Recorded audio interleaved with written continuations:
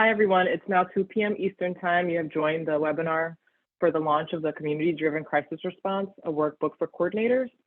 To allow for folks to have enough time to sign in, we'll be starting in about 1 minute. Thank you for joining.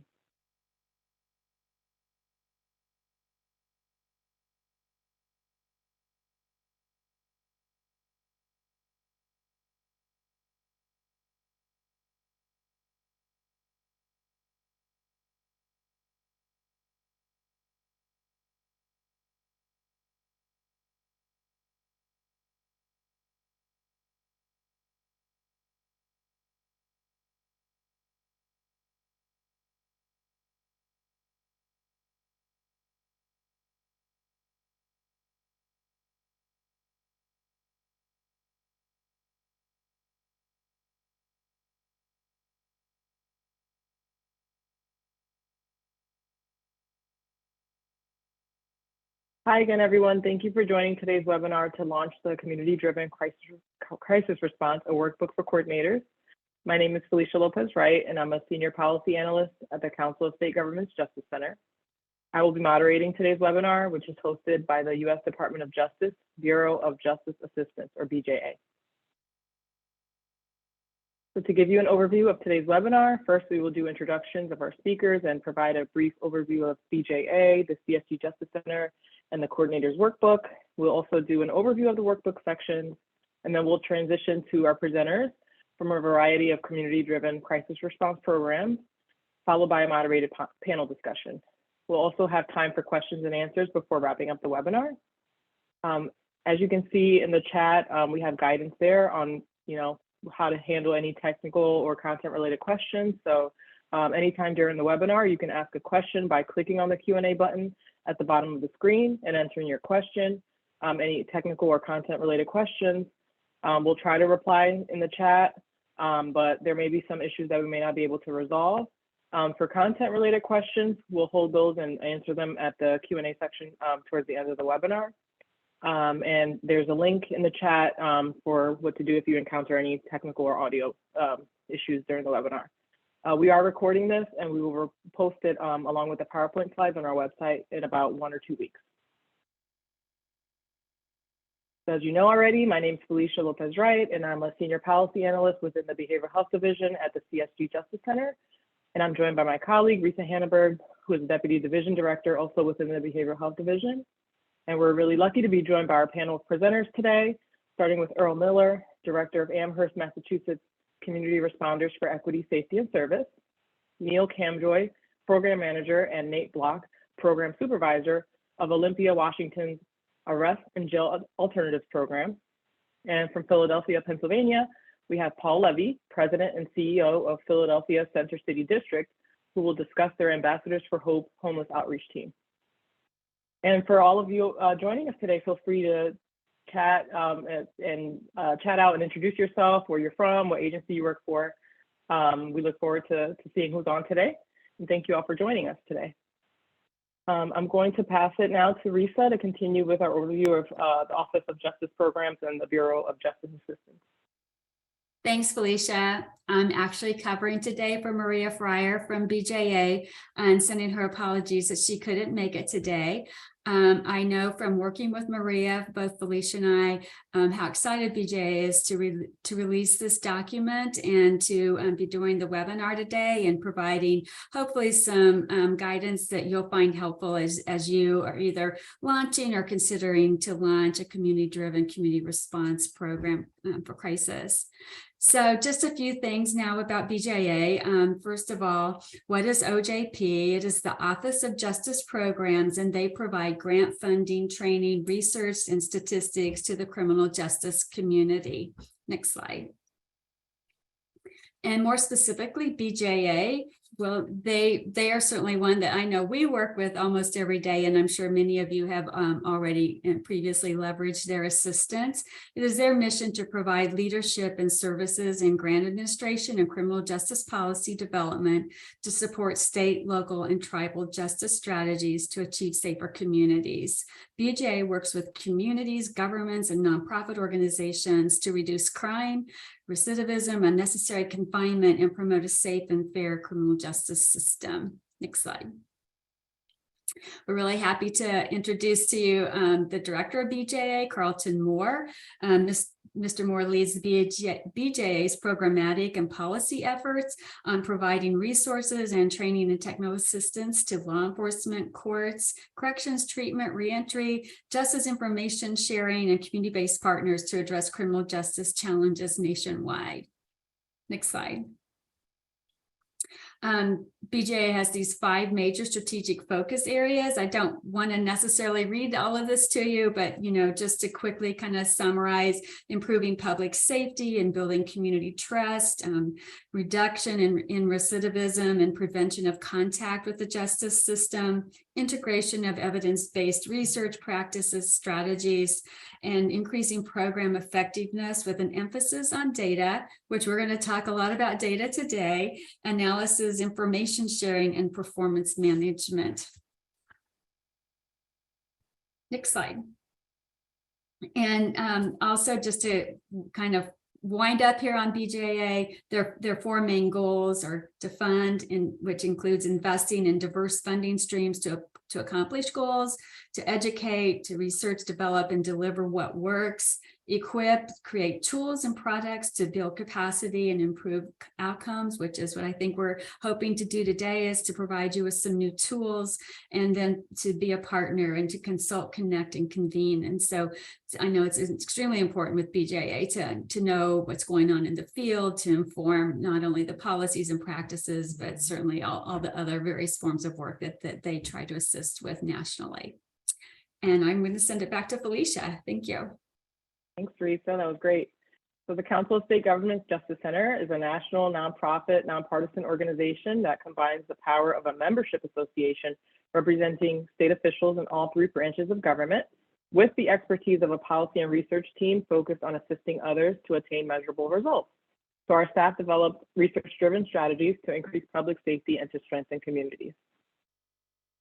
So this slide describes a bit about our work style and how we strive to reflect Justice Center core values, which include a commitment to being independent and nonpartisan in every aspect of our work, providing rigorous, trusted, high-quality analysis, developing practical and innovative solutions informed by data and research, promoting collaboration and building consensus, and being inclusive and respectful of diverse views and experiences. And this slide has an overview of our goals. Overarching goals are to break the cycle of incarceration, advance health, opportunity, and equity, and use data to improve safety and justice.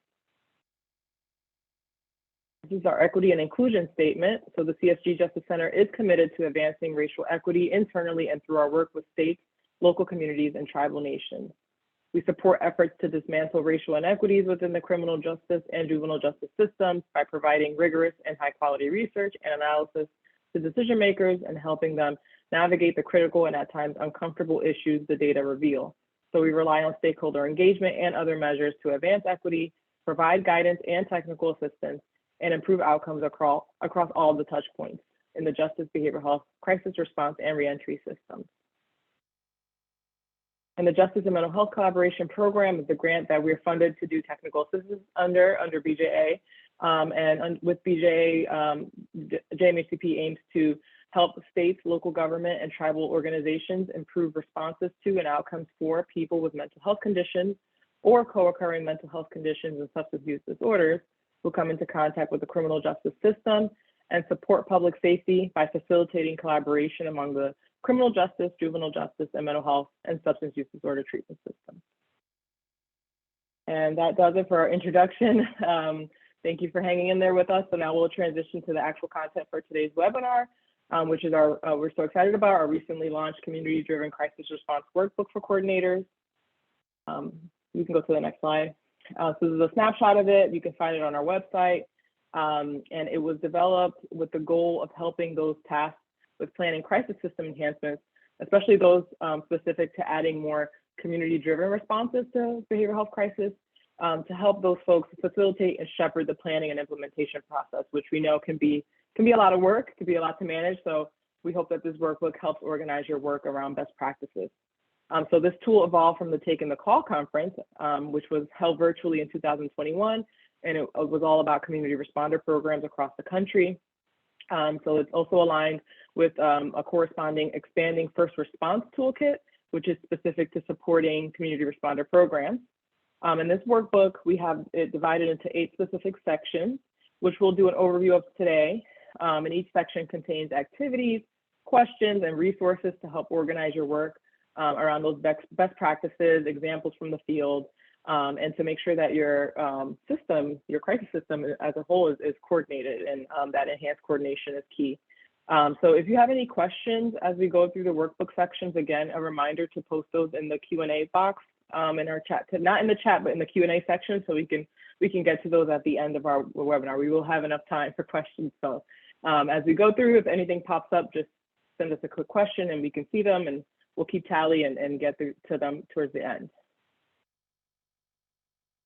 Okay, so here we go with section 1, community engagement and collaboration with key stakeholders. So this is one of the most important steps that you can take in building support as you of course, been spreading the word, gaining buy-in about your upcoming plans for a community-driven behavioral health crisis response. So very important to cultivate and maintain engagement from your community and stakeholders. So this group should represent not only the demographics of your community, but also include and amplify the voices of people with lived experiences of behavioral health crisis and criminal justice involvement. So in the workbook, you'll see a chart that will help you keep track of those that are joining your planning team and what their roles will be, which is something you should continually keep updated.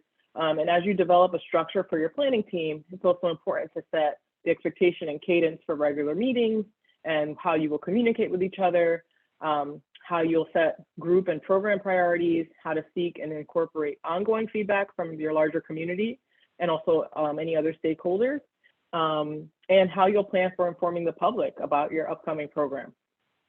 Super important. So just overall message here is that community and stakeholder engagement should be embedded as an ongoing activity that you're regularly monitoring, not just at the beginning when you're building support, but just throughout your program.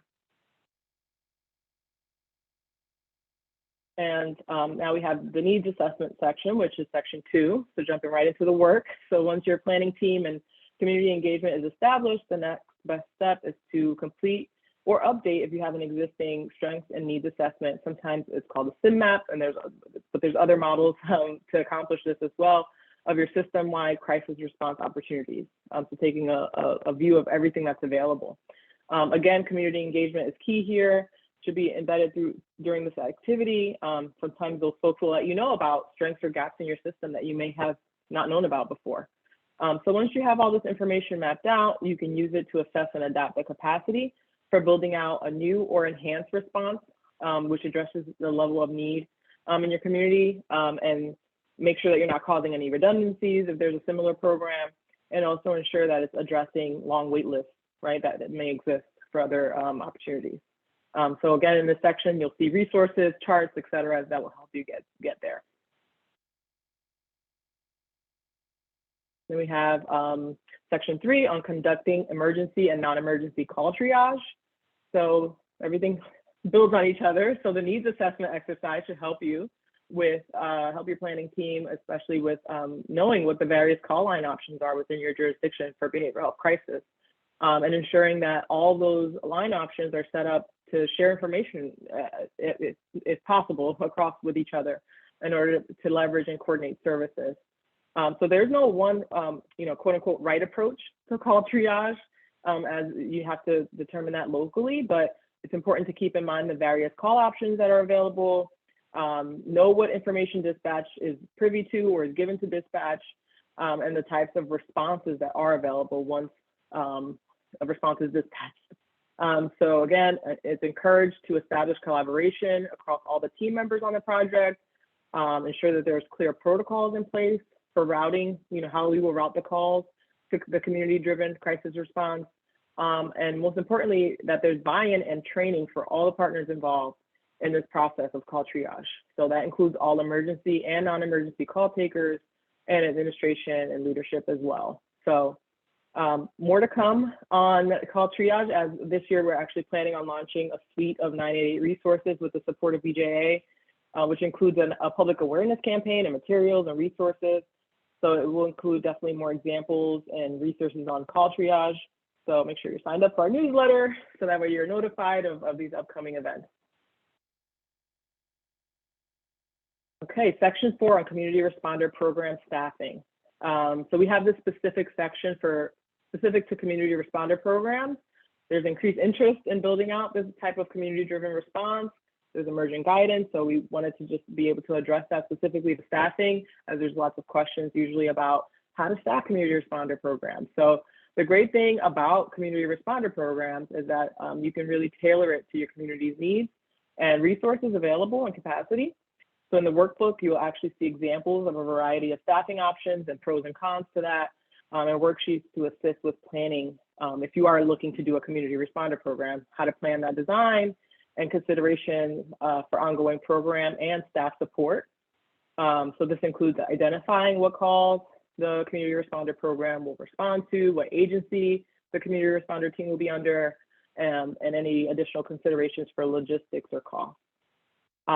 So thanks for hanging in there with me. I know I covered a lot in the section. Again, if you have questions, you can post them in the chat. We're going to go to the second half of the workbook, and Risa is going to cover that, sections 5 through 8. Thanks, Felicia. As promised, data. So I just, again, I don't think we can stress enough how important it is to start building your data out, your planned metrics from the early stages of planning. How many times, at least I know in my career, a year or so into a program, I wish we had collected a certain data point.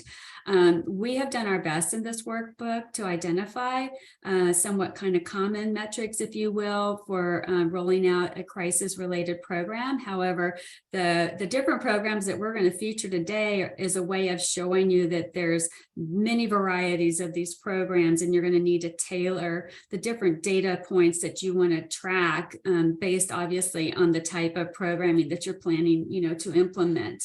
But with that said, we just want you to focus on identifying those data points from the beginning, from planning to implementation to tracking, so that you can constantly be informing your program-related decision making.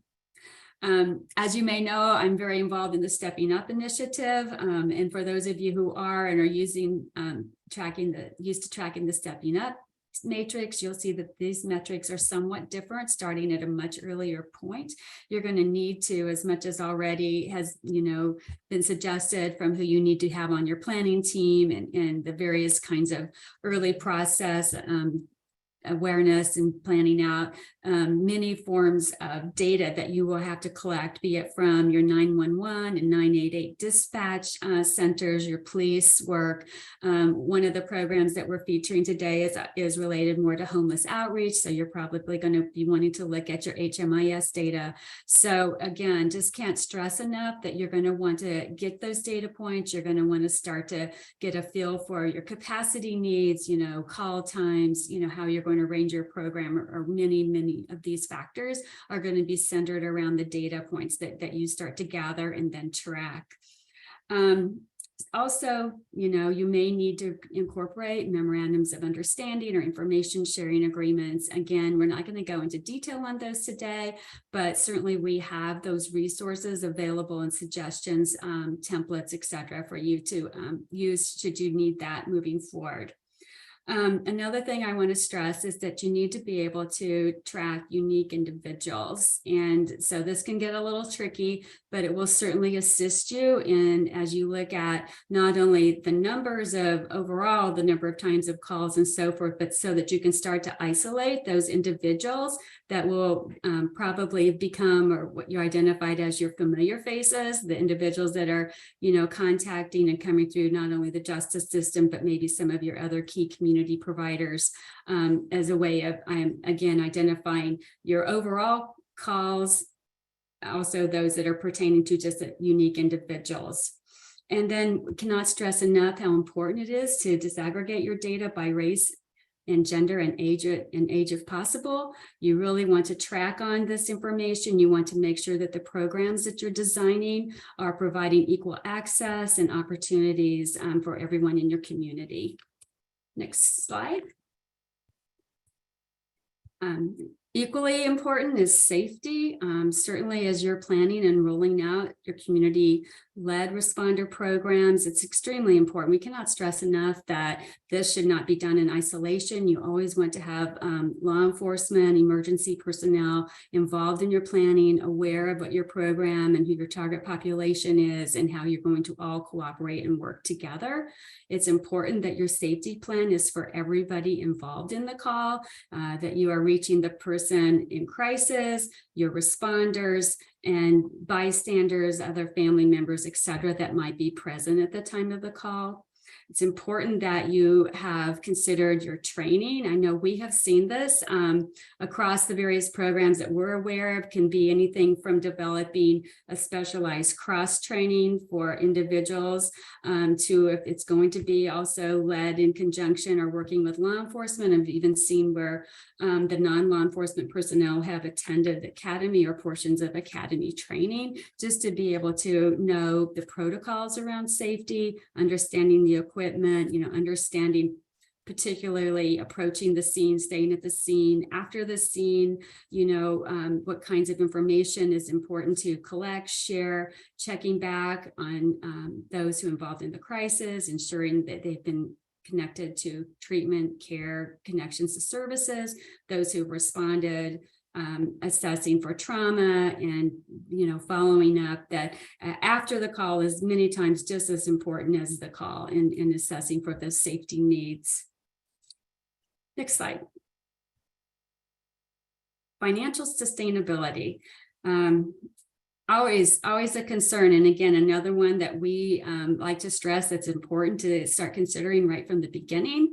Again, a lot of this circles back to your data. I can't tell you how many times we are aware of the fact that a program was able to sustain, if not grow a program because of their great data and making their case and justifications as to why, if for example, your program started with a pilot or a grant that was just, for a year or two or three, like JMHCP grants, and that you need to have that plan for sustenance.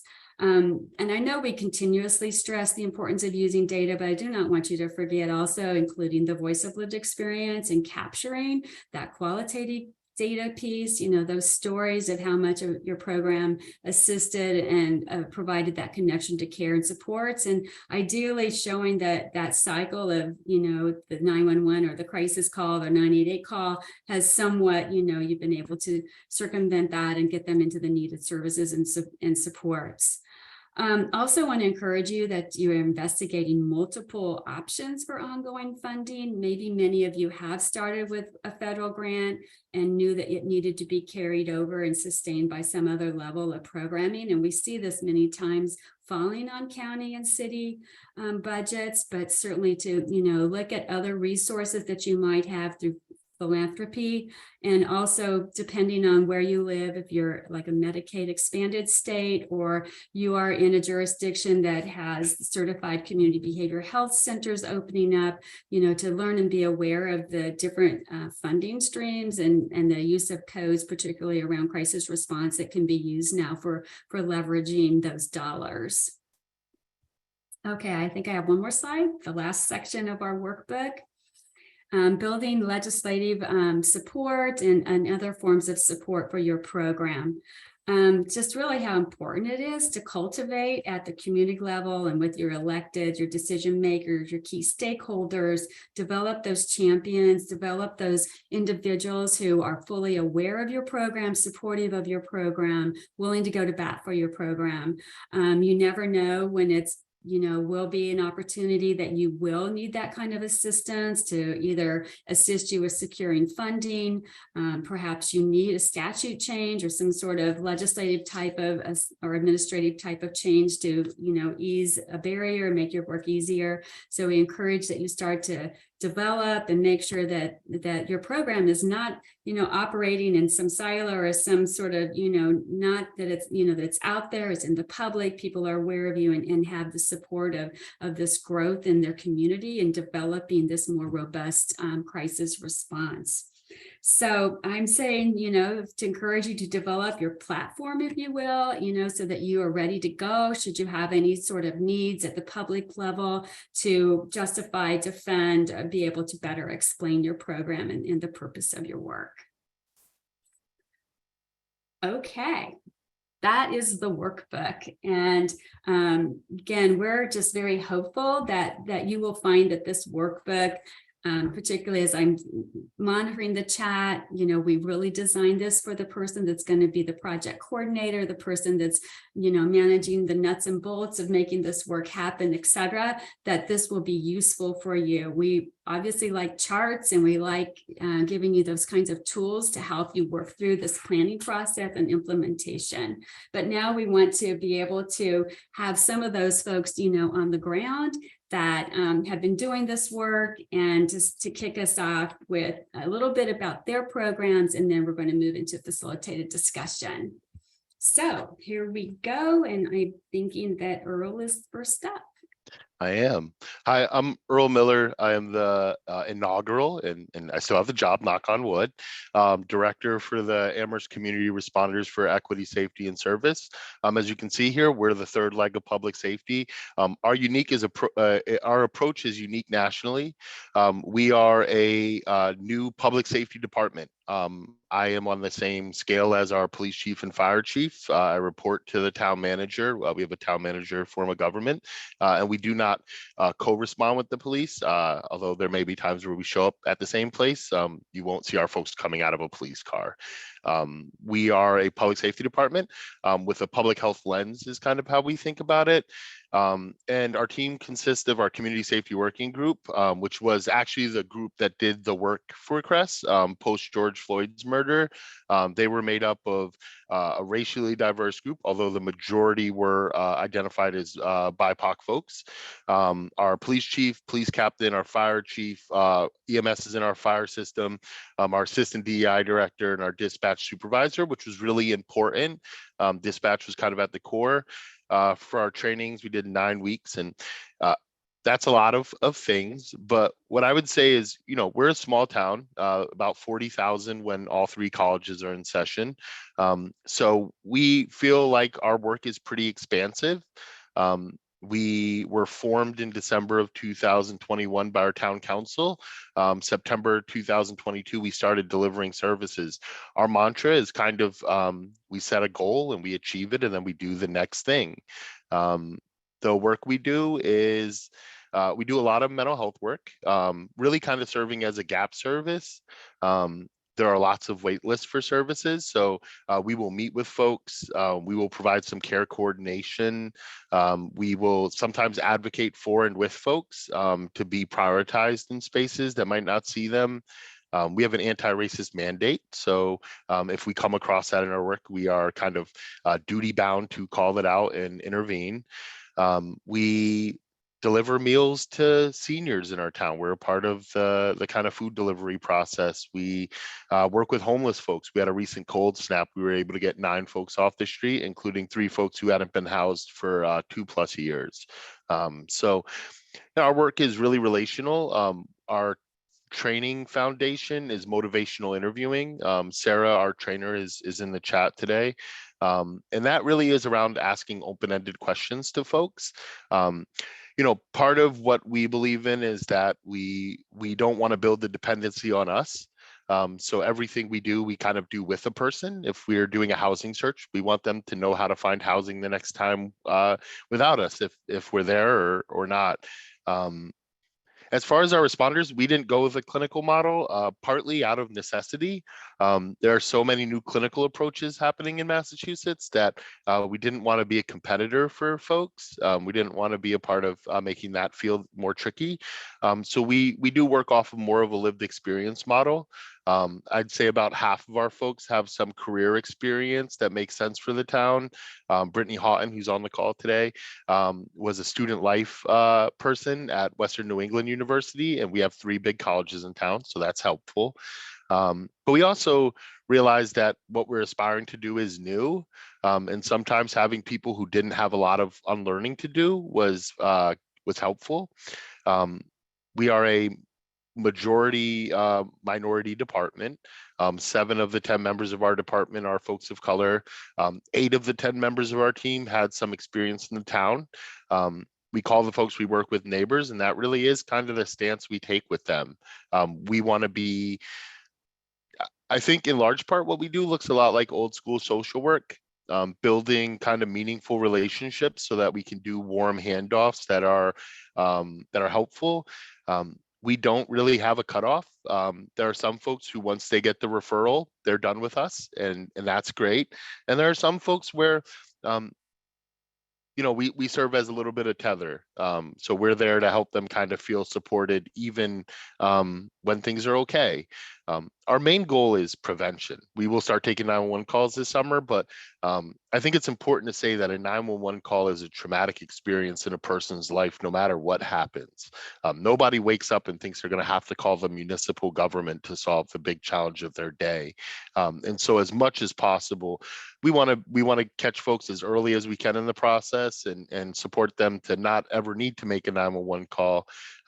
So sorry, 5 minutes is really hard to explain this thing. So I'm giving you as much of a broad overview as I can, but I look forward to the question sections and glad to hand it over to my peers in Olympia.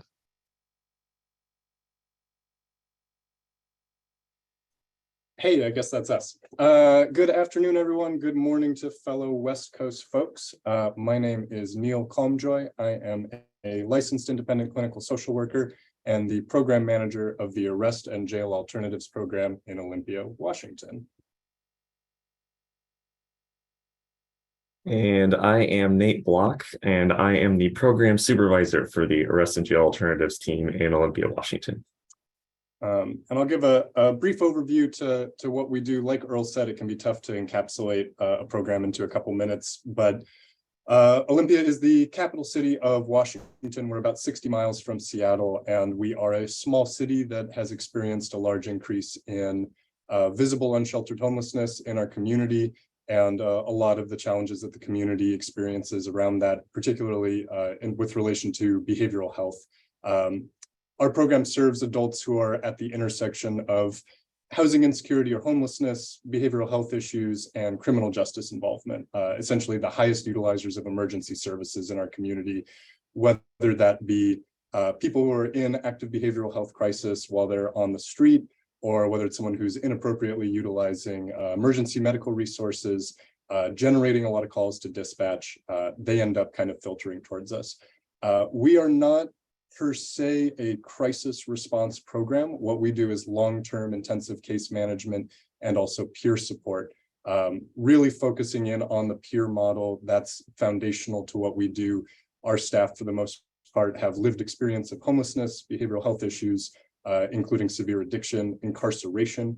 Those are things that we see as qualifiers for good staff members for our program, because it allows them to build really effective relationships with the population that we serve. The people that we're serving are often isolated in a lot of ways and ostracized by society in a lot of ways, and having the peers as sort of the entry point of where they receive their services is instrumental to what we're able to do. Like I said, right now we do case management and peer support. We are in sort of a transition moment where we're going to be adding in a clinical behavioral health department as well, which we're really excited about. It isn't up and running yet, but that's kind of on track to happen this year. There's a huge gap in services in our community for behavioral health. And so we said, well, I guess we'll just add it ourselves. And so that's something that we're excited to do. Our program's primary goals are to decrease arrests and recidivism, decrease inappropriate utilization of emergency services, decrease costs to the justice system, all while we're increasing access to non-emergency behavioral health services and just well-being and resilience for our clients all around. We are a harm reduction focused program. We utilize the housing first model, and we really focus in on client-centered services. So while many of our referrals come from law enforcement, from the court system, pretrial services, our therapeutic courts like our drug court and mental health court, from corrections, even though that's where the referral is coming from, we are not there are no conditions to participation in our program. We're not a compliance-based program. We really focus in on what are the goals of the individuals that we're serving. And so we build these long-term relationships with them where we focus in on what matters to them. What would they like to see change in their lives? And ideally, we're seeing gradual change occur where our staff are walking alongside them moving towards whatever their personal vision of success is going to be. In the process of doing so, we build really close relationships with a whole host of other providers in a wide array of services and resources. We have a close relationship with law enforcement, but at the same time, we have a close relationship with progressive grassroots organizations that are often historically in conflict with law enforcement. We see ourselves as sort of a bridge uniting a lot of different agencies that have a lot of different philosophies. We are very much in the business of just trying to do what we can to build the relationships in order to help our people get the support that they need to get to the outcomes that they hope for. The program is sort of modeled after the LEAD model, Law Enforcement Assisted Diversion. LEAD has its origins in Seattle in about 2011, but it has spread to be a nationwide, often replicated model that's really successful. The Arrest and Jail Alternatives program isn't LEAD technically, but it's LEAD-like.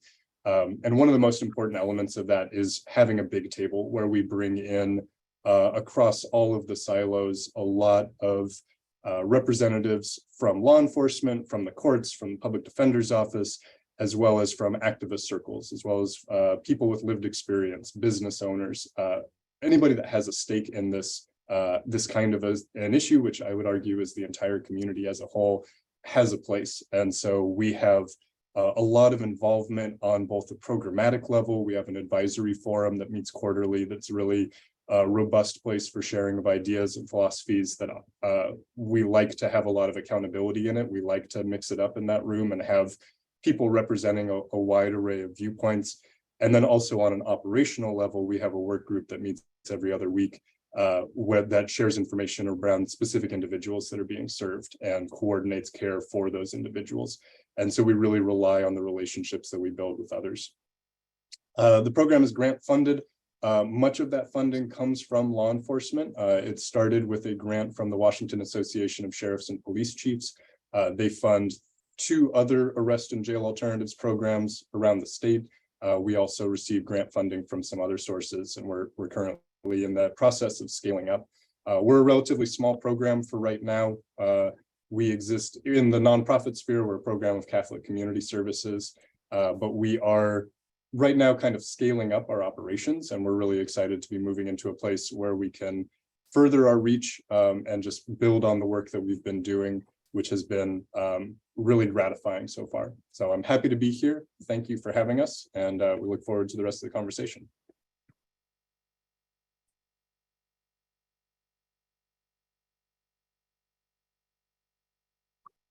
Great. My name is Paul Levy. I'm the president and CEO of the Center City District. That's a Philadelphia-based business improvement district. For those who are not familiar with it, it's a private sector-led effort really to support and supplement what the city does. We've been in existence since 1991 when we founded the organization. We've grown to be a $31 million organization now. So we provide a range of sidewalk cleaning, graffiti removal services, public safety services, marketing promotion, streetscape improvements. We renovated and managed 4 parks within the downtown. Just to put in perspective, Philadelphia is a city of 1.6 million people. Our downtown has about 300,000 jobs, 70,000 residents, 14,000 hotel rooms with a really strong hospitality industry, a convention center, and obviously Independence National Historic Park and the Liberty Bell. The program I'm going to talk about is one that emerged out of what we call our community service representative program. Those are uniformed, unarmed individuals equipped with 2-way radios who since 1991 have done a patrol on the street, and they function as a cross between a walking hotel concierge and a professional town watch. They are unarmed. They have no use of force, no ability to arrest people, but they serve as eyes and ears of the police, but also, help people find their way around the downtown.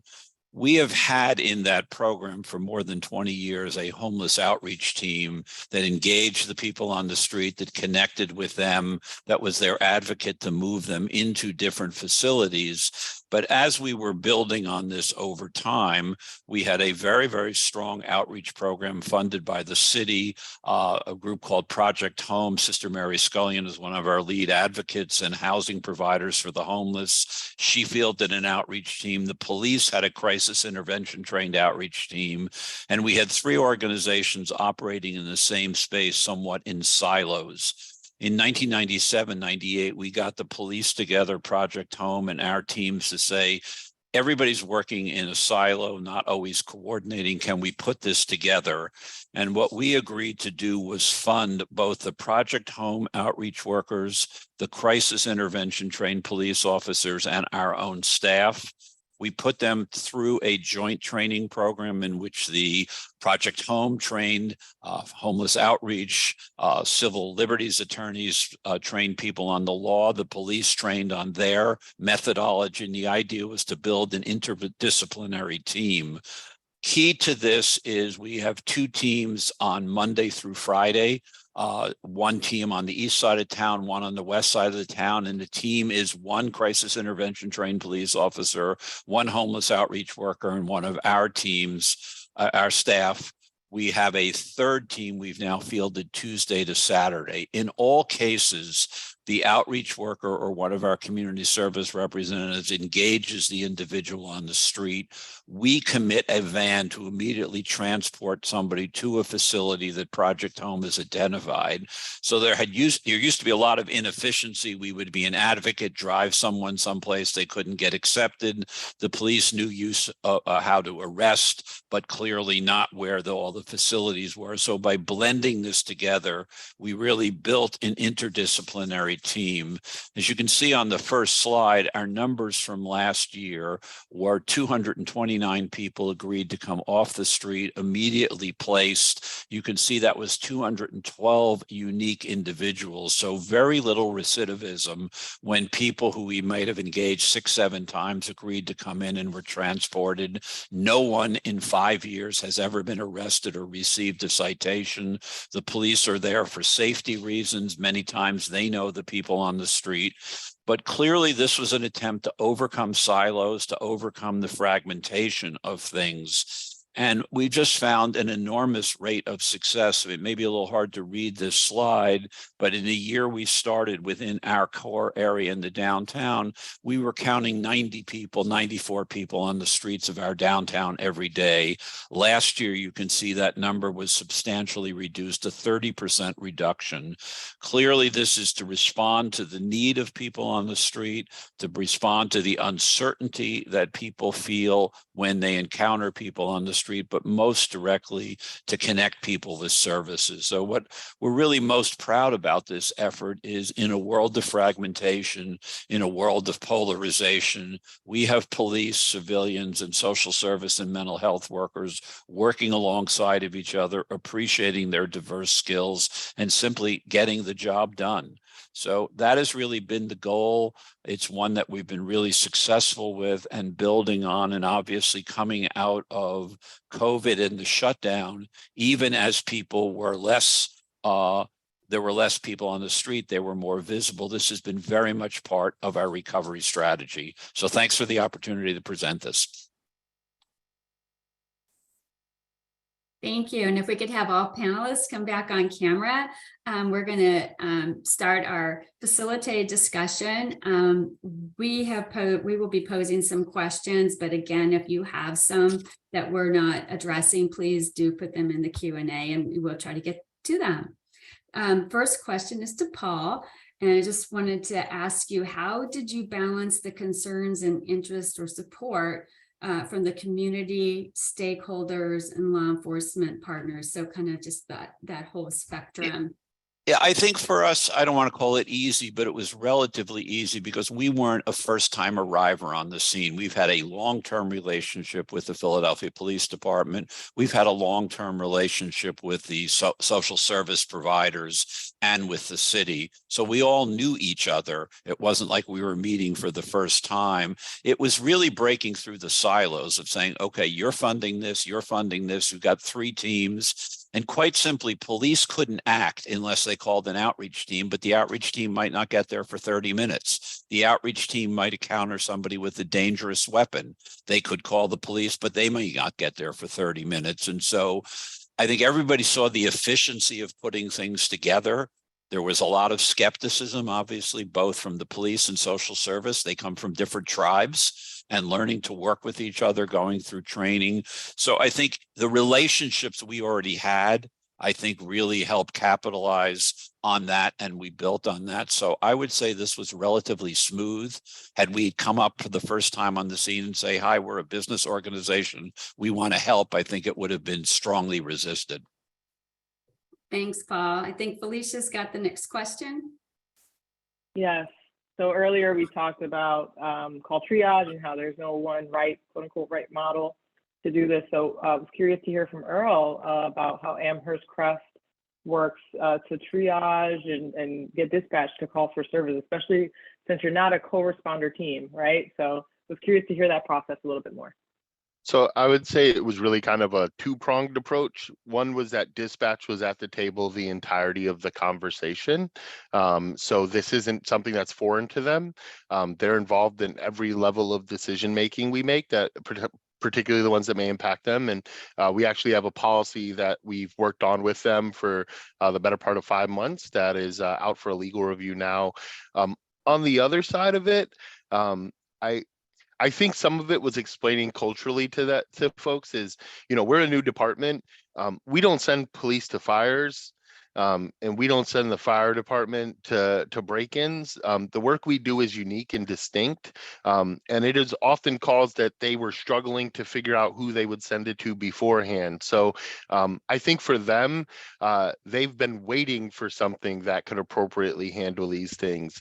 And on an operational stance, I would say, similar to what Paul said, is don't make enemies of your friends. We really do think we have a really wonderful dispatch group, and we think that through this process we'll make them better, they'll make us better, and that process will make the town a better place to live. So we see dispatch as a key partner to ours, and as great friends, and we wouldn't be able to do it without them. So I would say also respecting that they're risk averse, and that we're going to have to earn their trust. So I don't expect that on day one they're going to send you to the maybe complicated ones, and handle what you can well and show them the kind of ability that the team has, and it's hard to argue with the work.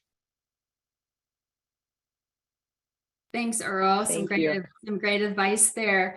The next question is for our friends in Olympia, either Neil, Nate, or both of you. Tell us how your program engages with or participates in the criminal legal process following an arrest, or as you were maybe describing, even pre-arrest. Yeah, I can answer that. Well, and kind of like you said, ideally, we would like to catch someone before they are arrested. So if we can intervene in intercept 0 or 1 of the sequential intercept model, we would like to. In fact, some of our best successes have come from bypassing the criminal justice system entirely because of the relationships that we've built with law enforcement and community providers. They have called us instead of enforcing minor infractions that would have resulted in jail time. If an arrest does occur and they are not currently a client or on our caseload, this is usually where we get a bulk of our referrals, and then we can begin the process by visiting someone in custody. If they are an existing client, we are contacted equally as quickly and are able to coordinate with attorneys, visit in custody, attend hearings, and testify if called. We have helped work out details of release plans and participated in the therapeutic courts. We also have represented our clients in court, and this has helped shape some of the outcomes during court proceedings. We have a good working relationship with the jails themselves. We are able to enter the facilities fairly easily, and we have built relationships with the respective staff members. Sometimes an officer within the jail will contact us directly asking for guidance regarding mental health assessments, SUD assessments, and other actions that can be taken to attempt to disrupt the cycle of recidivism. And they will also ask us to come into the facility and meet with an individual if it makes sense. And on a program level, we are consistently trying to make ourselves known within the court system and strive to connect with the various entities within the court itself. That way, when we do show up in court on someone's behalf, the judge and the other officers of the court know who we are and why we're there, and we don't have to worry about providing any context or introductions during a court proceeding. All right. Thank you so much. I'm going to send it back to Felicia. Yeah, thanks. That was great to hear about. So this is actually for all of our panelists. So we'll go in order. Maybe we could do Paul, Earl, and our folks in Olympia. What if your team requires law enforcement backup? Well, that's built into our program. I mean, there's a crisis intervention trained police officer there right from the beginning.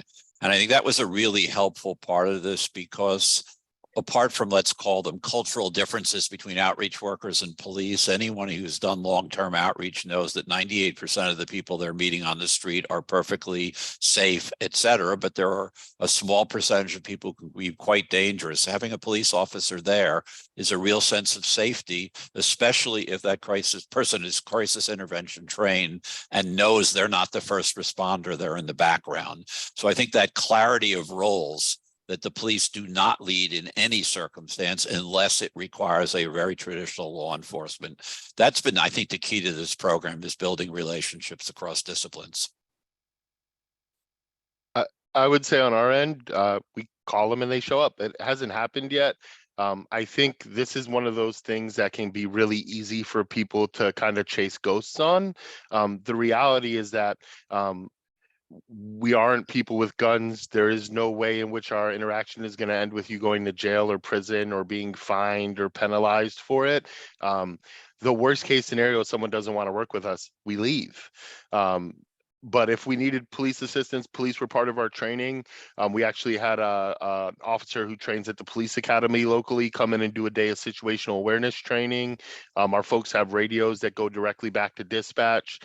We can call for backup, and we have the vast majority of our police department is CIT trained.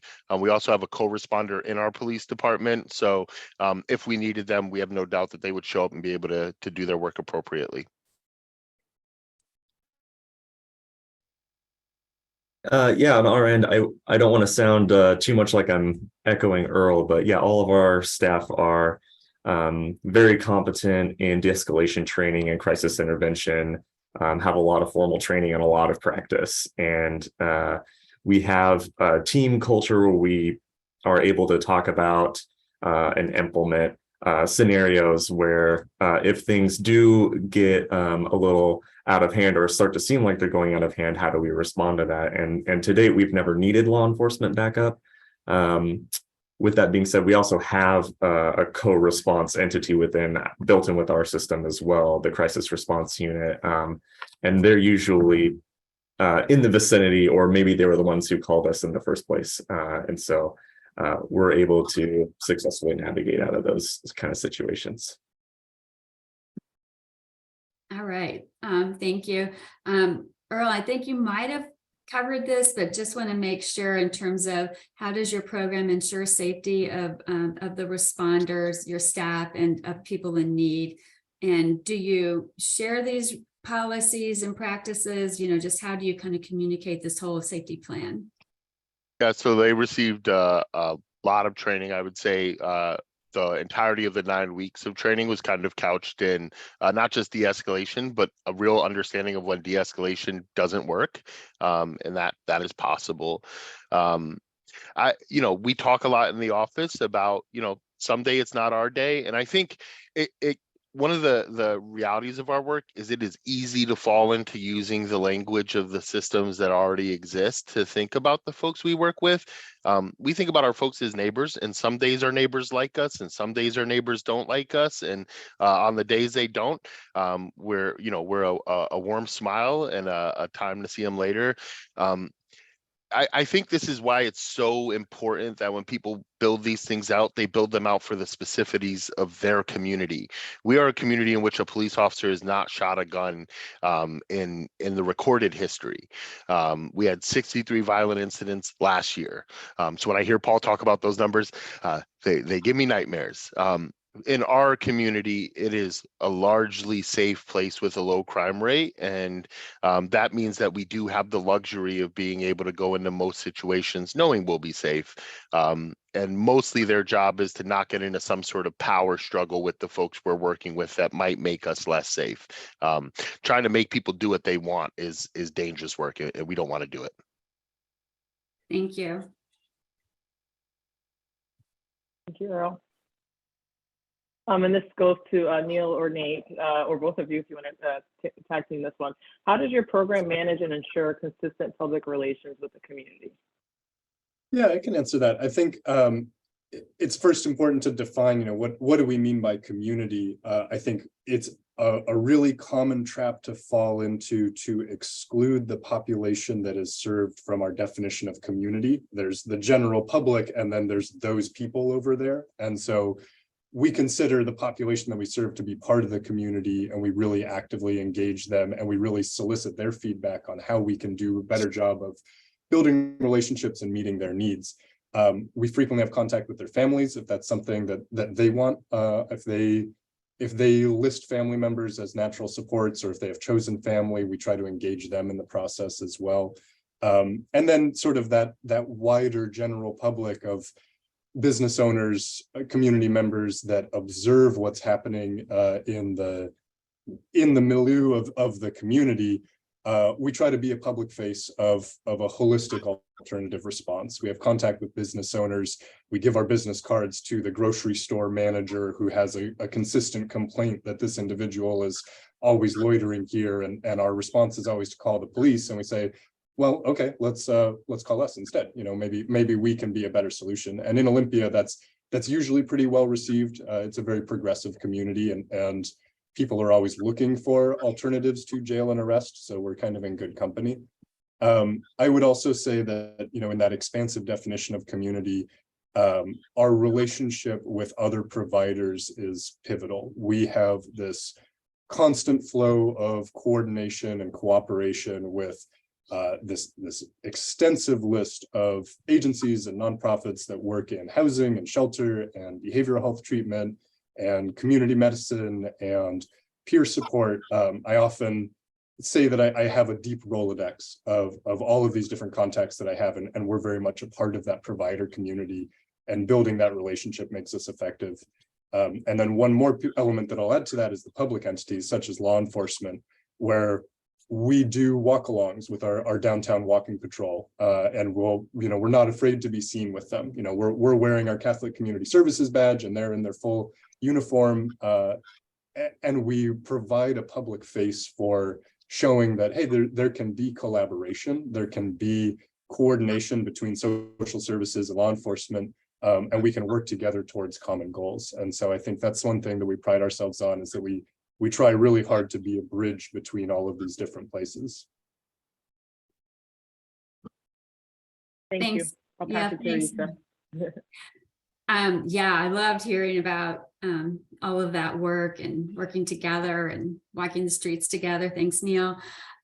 So for Paul, this is kind of a long question, but I just want to, like, the kickoff part to the question is, did you complete a strengths or like a needs assessment? Did you go through that process? And I realize, that you started your program quite a few years back, and maybe it's something that you've done more than one time. But from that, were there surprises? Were there things that you hadn't maybe thought about that you would need to include or not include?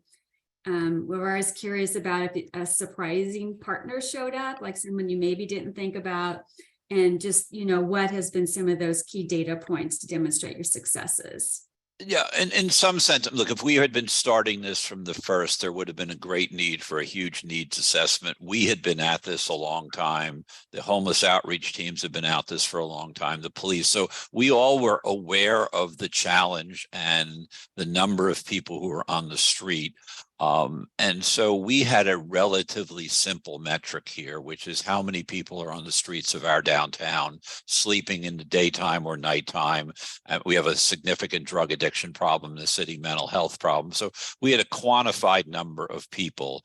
I think we knew that by partnering all these different groups together, we would be able to have success. I think it was surprising. Anyone who's done a homeless outreach knows you don't just meet someone on the street and they agree to come in. It's a weeks-long, a month-long process, engaging someone 6 or 7 times. But by putting these teams together and every single day in a limited geographic area, visiting people, offering them help, getting to know them, we have expedited the process of getting to yes. I think that's been the most pleasant surprise here, is by engaging people with 3 different types of people who can do a different approach each time. It's the speed at which we were able to get people to say, okay, I'm willing to try to come in, and then having a van right there. We eliminated every point of waiting, every point of friction. And then I guess the biggest pleasant surprise is that we knew we were getting large numbers of people off the street, but when we went back and did the unduplicated people, we were really delighted to see how few people we were bringing back a second and third time. And in this world, that clearly is the hugest challenge of people who agree to come in, they lapse back, et cetera. So I think the consistency of relationship, the combining of different disciplines. One day they didn't want to talk to somebody from Project Home. They talked to our staff person. Some people actually wanted to talk to the police. So there was a choice of who to engage with, a choice of approach, but always we knew where the bed was. There was no, if somebody said yes, we knew what their needs were and where to take them. So hate to use a word like efficiency, but really we achieved efficiency in this program. Great. Thanks for that. Felicia, I think you want to do another round robin, maybe? Yeah, another round robin to wrap up our panel discussion. If all of you can take turns just providing the audience with any last words of advice, whether that be lessons learned, any tips for sustainability, engaging long-term partners, advocating for the needs of your program, just anything that you want to, any gems that you want to share with our audience today. And maybe we'll start with our folks in Olympia and then go to Earl and then Paul, if that's okay. Fine. Sure, yeah. If I could bestow something, a big lesson learned for us is that how effective peer services can be when it comes to starting up programs like this.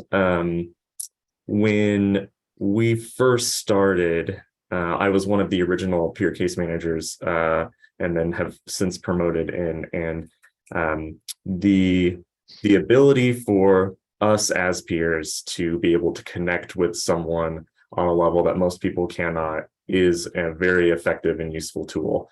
Like we have folks that work on our team now that can look another person in the eyes and say, yeah, I've slept behind that dumpster too. And I have developed some resiliency, and here's how I did it. And the way that they can walk alongside someone through this builds a lot of trust. And a lot of the people that we're encountering that are experiencing a cycle of recidivism, who are experiencing chronic homelessness, they don't trust anybody. And why should they trust me, the guy who is funded by law enforcement? I'm basically a police officer to them. And this breaks down that barrier. And it's been our experience supervising peers that the more autonomy, guidance, and support that they are granted, the more effective they are at expanding their scope and taking on new practices and learning new niches and becoming really, really, really effective contributing members of a team.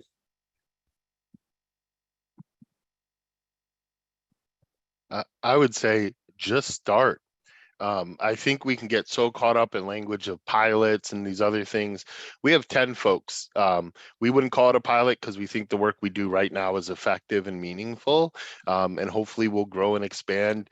But I think all too often it can get easy in government or the helping arts to think that somehow tomorrow is going to solve our problems, that if we just wait another day, there's some hero coming to do it. And there isn't. There isn't. You are going to have the same resources, the same impediments, the same challenges tomorrow that you have today, except you'll have missed the opportunity to learn the things you could have learned today. This is not perfect work. You make your mistakes, but do something. I don't think the biggest lesson we've learned is start imperfect and get better every day. And one of the things you'll hear in our office all the time is today's the worst we'll ever be, because of that commitment to learning from today and getting better. And this can be a morale booster. I just also quickly, I'd say don't narrow the focus so much that you're not able to do the other things that are important. We're driving an Afghani family's son to preschool every day. I don't know that fits neatly into public safety, but I know that that's a good thing. And my folks are better for doing it. And that family that likely would never have trusted public safety now trusts us. And let that small stuff happen, even if it doesn't show up in data. It matters every time. You know, what I would say is more general is that we obviously live in a highly polarized time in which people are looking at things from totally different perspectives. And you need to find police departments and public safety departments that want to think differently, and you won't find the whole department. You'll find the good people in it. You will find people in outreach who are completely against dealing with police, and people who are saying, I'm willing to be pragmatic and try something. And it's like people like to say there's no Democratic or Republican way to pick up trash. There is no Democratic or Republican way to address people in need on the street. And I think it's just being pragmatic about this, being willing to break down silos and barriers, and whatever works is success at this point, because you have a simple measure. Somebody who's been out in the public environment and their health is really challenged, they're using, and they agree to come in and get help. That's a victory every day that you want to win. Thank you all. I love the person-centered responses that you all had. And Neil, did you have a comment? I'm sorry. I was letting Nate take that one, but I will. I'll just double down on what he said. The lived experience component, I think, is critical, and taking it a step further.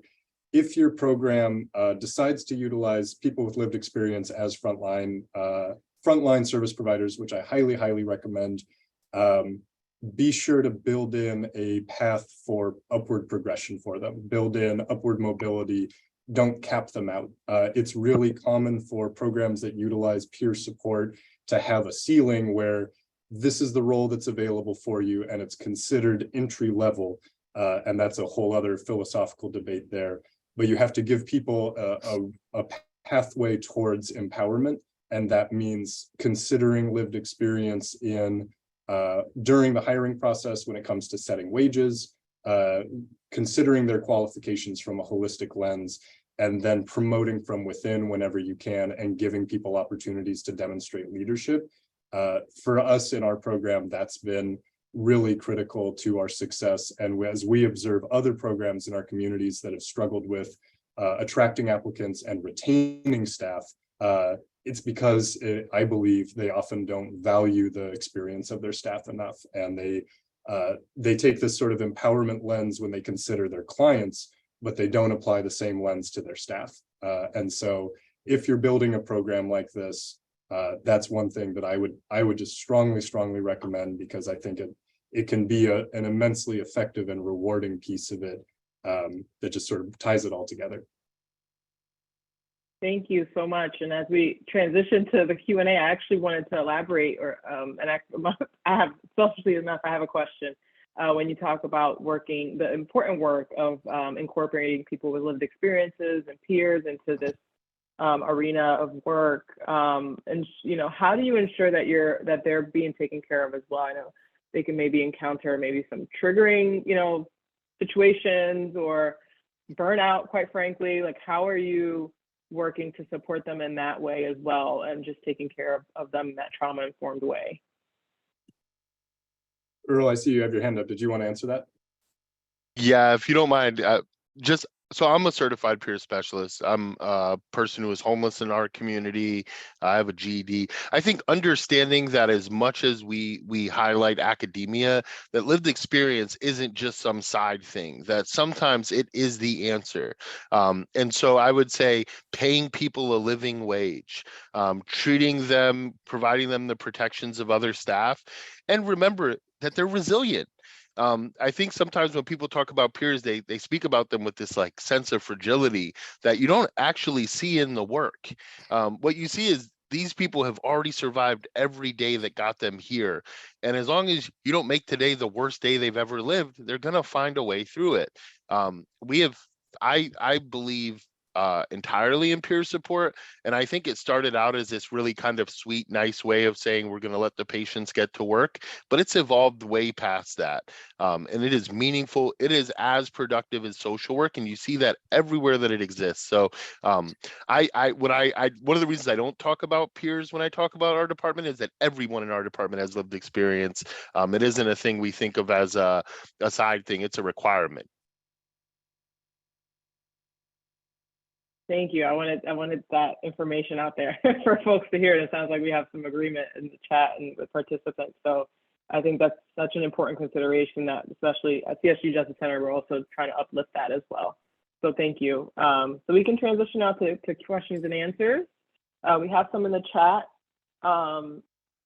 We have one question here that talked about like addressing concerns of safety and weapons. And I think we covered a lot about safety, and we kind of like, I think, answered that already. So I'll move on to the next question. And again, there may be some that are specific to each of your respective programs, but I think this one may be a general one.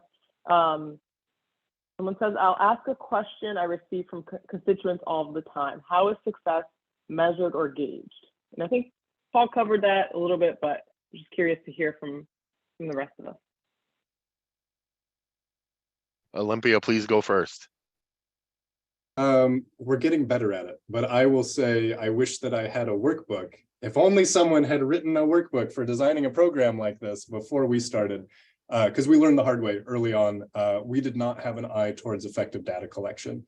I actually was hired by Catholic Community Services as a mental health professional, and then I was promoted like 6 weeks later to be a program manager, and I had no experience whatsoever in program development or management. I was a direct service provider. And so I did not have any of the stuff built in the programs that I had worked in previously around data collection, even things as simple as demographics. I had to remind myself of why that was important, and I didn't have an eye to it. And so we had some serious catching up to do when it finally became apparent as we're applying for grants and things or reporting to funders.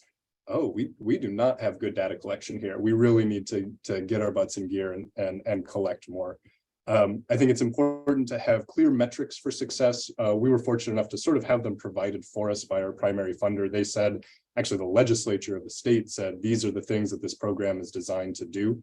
And so that gave us a really clear framework, but you need to collect data in order to report on, are you successful in that?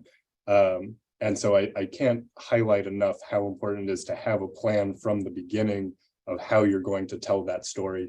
Because qualitative anecdotal stuff is great. It's an important component, but that is not enough. You need to be able to show it with the numbers.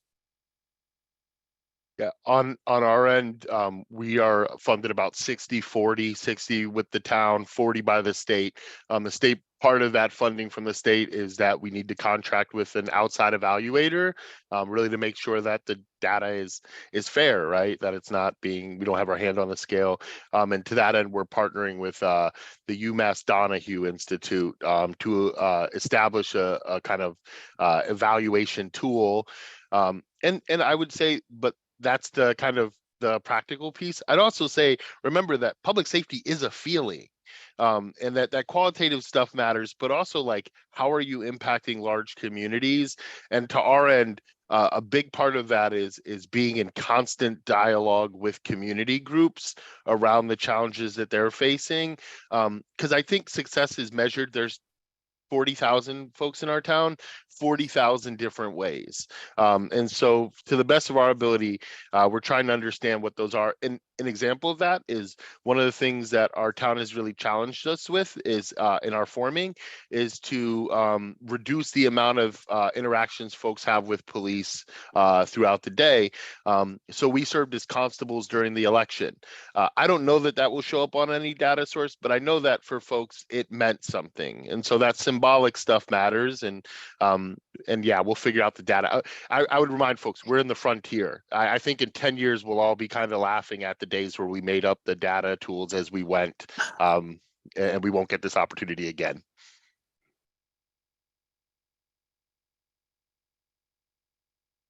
Thank you. I wanted to jump in and take the stepping up question before we run out of time. Yes. Yes. Okay, great.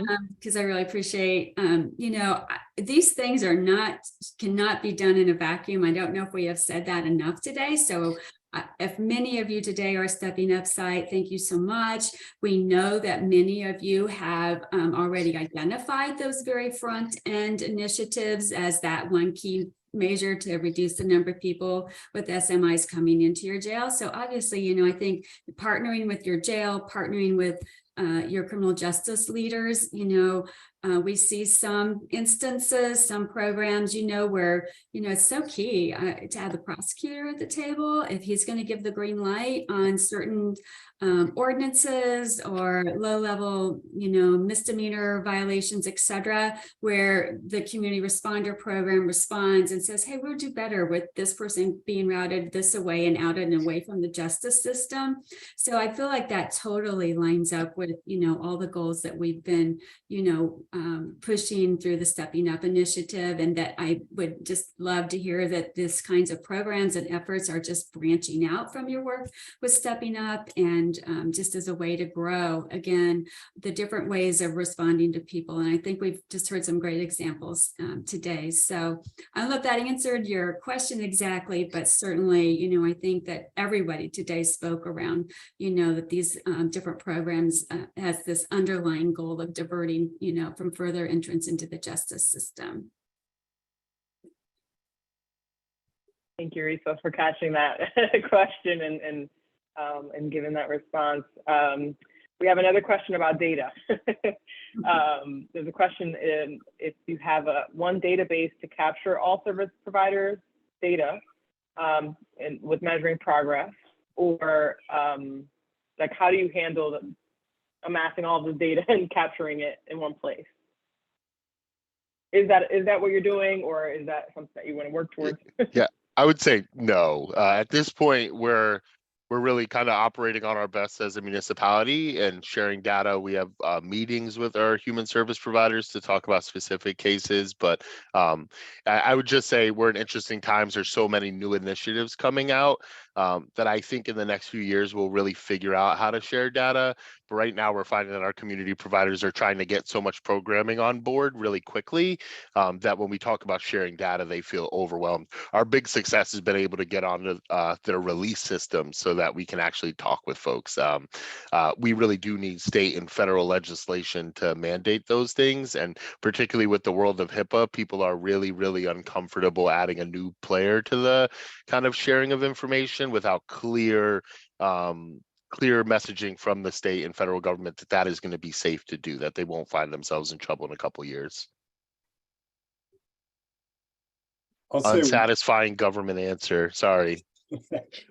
I agree with Earl on just about all of that. One success that we have been able to build is a partnership between us as a nonprofit entity and our dispatch system, because so much of the information that dispatch collects is public record.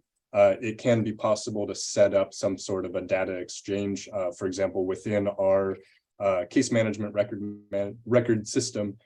We have set up a way to import automatically. Basically every 24 hours, they export all new updates for arrests, warrants, and bookings. And then our program scrubs that export for name and date of birth matches and then pulls into our system. So if we're serving someone named John Smith, date of birth January 1st, 1980, and John Smith is arrested today, tonight at 2 a.m, they're going to send out this big flat file. Our system will scrape it, and then tomorrow morning I get a notification that John Smith has been arrested.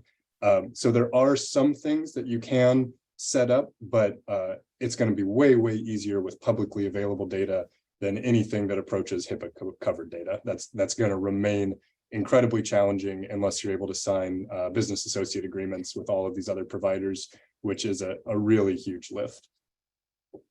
I just want to add to that. Remember that substance use information is protected health information on a different level, which particularly makes some of the kind of post overdose stuff more complicated.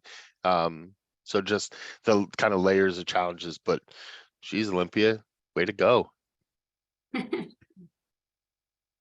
Paul, did you want to chime in on that?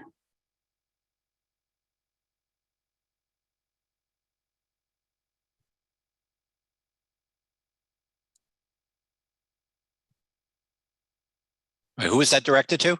I just didn't know if you wanted to share any information.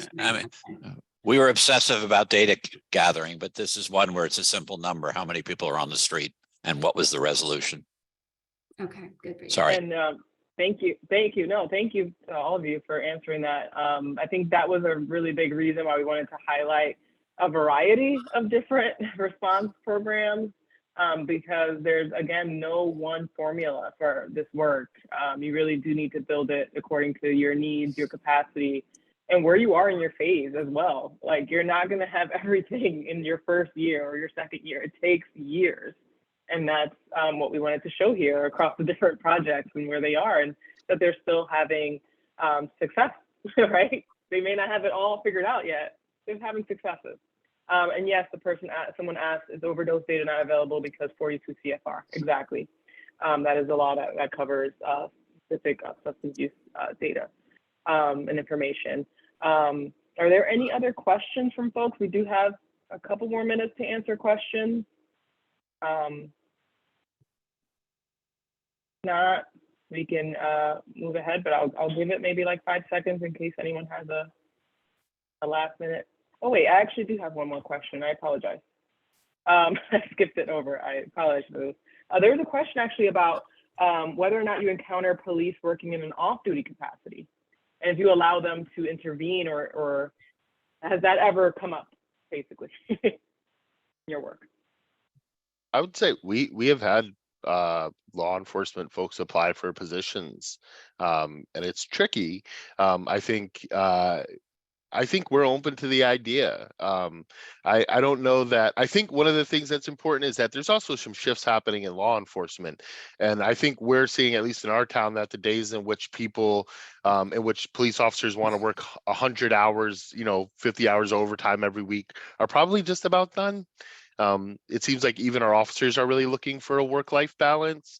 But I think in our world, we really do want to treat people as people. And if the right person came around and wanted to work with us and it made sense, we'd absolutely be open to that, regardless of where they come from. Kind of, you can't believe in redemption for some and not everybody. I would have concerns if someone was still employed by the police department and is working in an off-duty capacity. I would feel fantastic about hiring a former officer, but if someone was balancing both of those roles at the same time, I think that could be really challenging. I come from a formal social work background where dual relationships get hammered into us, and I think it would pose a really large challenge, both for the individual in the role as well as for the community member that they're serving, to understand, I'm wearing my police officer hat versus I'm wearing my community support person hat, and being able to distinguish. So I would have a hard time, I think, with someone who's off duty, but I would love to hire a former officer.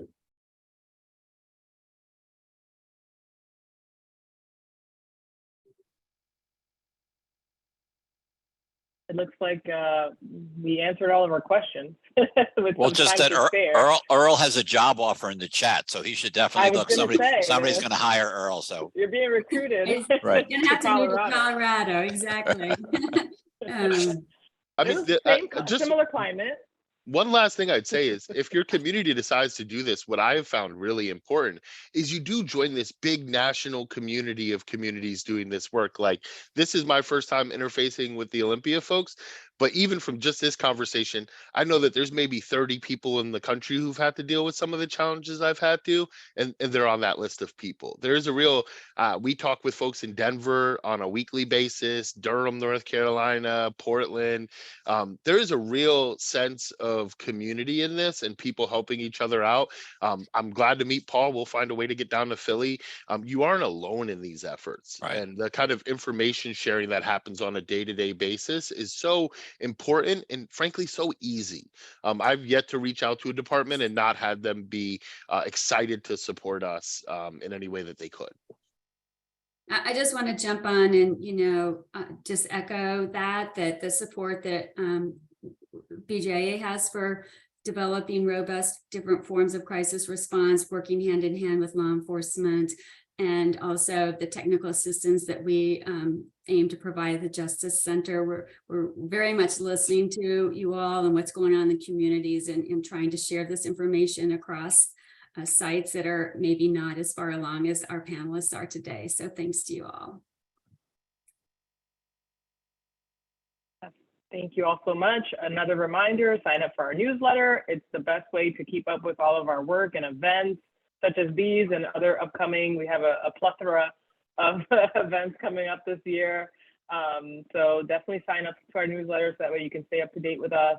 If you have any questions after this webinar, my email's right here, fwright@csg.org. Don't hesitate to email me.